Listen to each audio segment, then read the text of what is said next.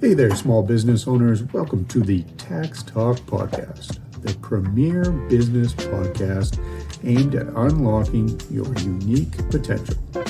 I'm your host, Jared Pallon, and I help my clients do three things: find common sense business solutions, minimize tax and maximize profits, and preserve your legacy.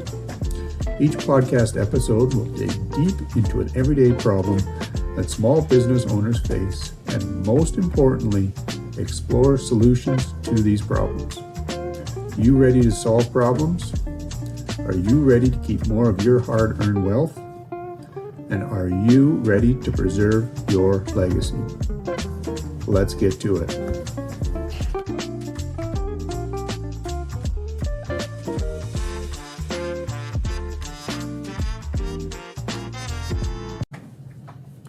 Welcome to episode 4 of the Tax Talk Podcast. Today we are talking transitions. This time we're looking at transitioning the business to your employees. So much like some of the discussions we've had around pushing the business over to your kids or even to a third party, the current business owner is going to want to ask some of the same types of questions that he would of these other types if he was looking at moving the business over to an employee. Also, you might be considering some of the advantages that selling the business to an employee might have versus some of the other options.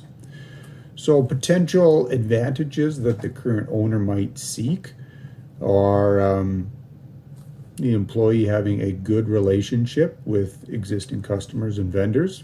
This will help the transition period run a little smoother. Number 2, employees are probably motivated to see the business continue to be successful going forward, to ensure that their wages and benefits, etc., are remaining intact going forward.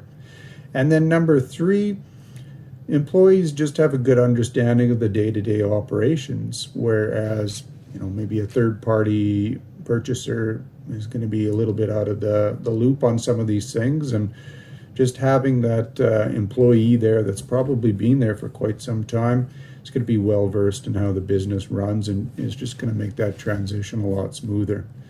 So before selling to the employee, what should that current owner look at? What kind of questions should he or she be asking? And it's kind of the same process. You want to look at the employee's relationship with other workers. Are they financially set up to make the purchase? What is their timeline for making the purchase? And what is their overall skill and experience and just overall understanding? If they move into this role, are they going to be set up for success, or are you just kind of selling off, hoping that things will work out, and then eventually just everything just kind of fails because the employee just doesn't have that skill set? So if you've kind of gone through this process, you've identified, an employee or a group of employees that you think might be viable for transitioning the business to, you kind of have 2 different routes to go as far as selling your shares or bringing the employees into the business. So the first would be the employee buyout. So basically what this does is it kind of understands the fact that it might be difficult for the employee to get a traditional bank loan, and it's going to be on the current owner to take back the purchase price and kind of delay some of it over time, enabling that employee to kind of slowly make payments on that purchase price. So you kind of have to take a few things into consideration. How many employees are going to be buying the business? Is the purchase price subject to any, adjustments, say to net income over that period of time after that initial sale? How long is the sale price, going to be deferred for? And, is that current owner in a place to take back a loan on this sale. I mean, if you're trying to use the sale to kind of fund your retirement, it could be a bit of a risky proposition to take back that loan and kind of trust that the employees are going to push forward. The business is going to remain profitable in order to pay you these funds over a period of time to fund your retirement.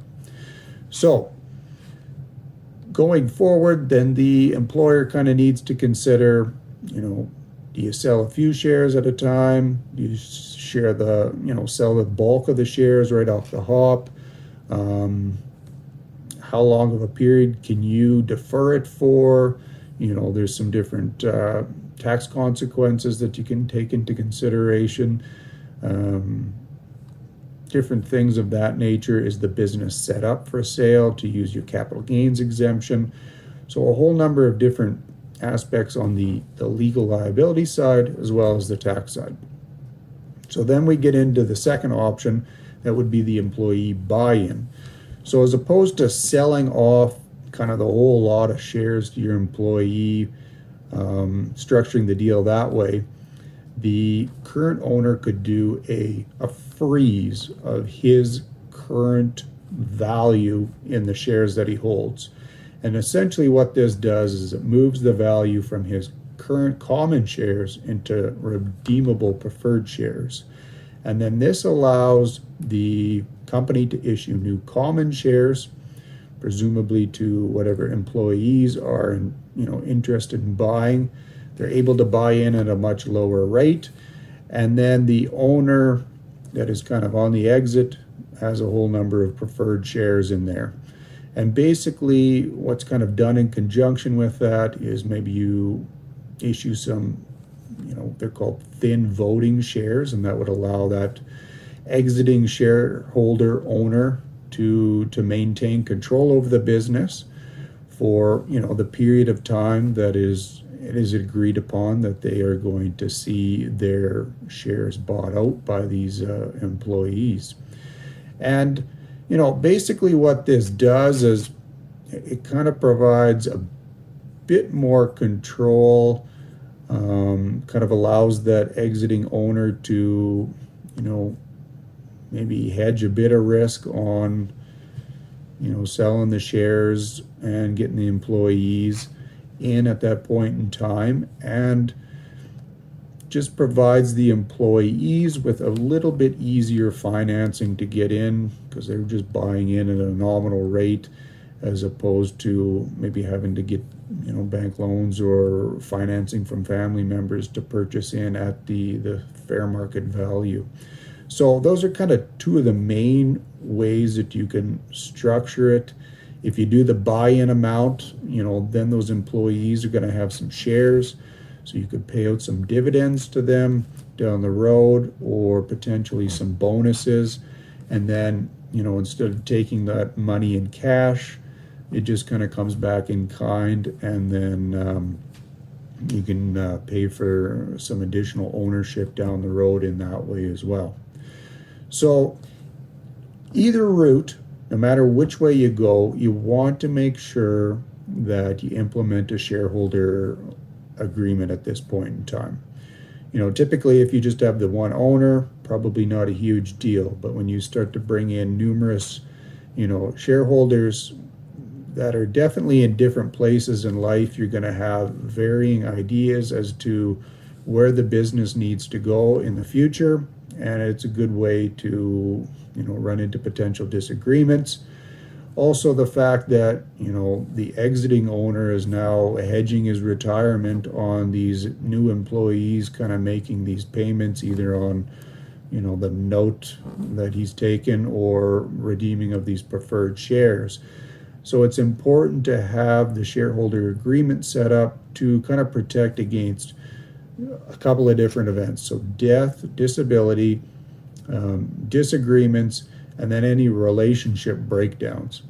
And it's a good way to kind of use life insurance, disability insurance to fund any of these particular life events. And then that way, if any of these things do happen, People are not going to be, out a whole bunch of money. There's not going to be fights that are unable to be accommodated for, that have to go into legal proceedings and stuff like that. So it's important to have that agreement in place, and just make sure that all your bases are covered. So transitioning your business over to an employee can be beneficial for all parties. We've kind of noted that the transition typically goes smoother than if you were to bring a third party in.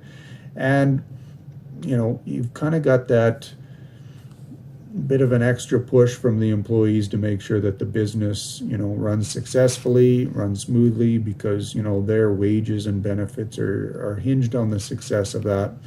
But it is important to, look at it from your point of view as the business owner and say, this is my life's work, this is my retirement, and you need to make sure that you're protecting yourself if you're kind of moving into this type of decision. So it's important to consult a lawyer, your accountant, an investment broker, and any other applicable professional to make sure that the transition is set up smoothly and the proper safeguards are put into place, because you need to make sure that you're preserving that legacy and protecting yourself, well into retirement.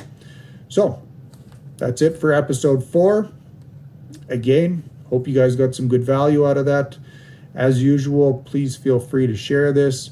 Hit the like and subscribe buttons on YouTube.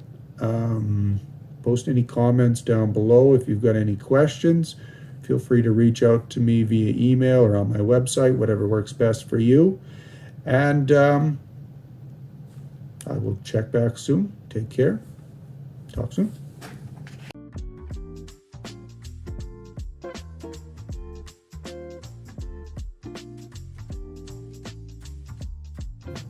I hope you enjoyed the latest episode of the Tax Talk podcast.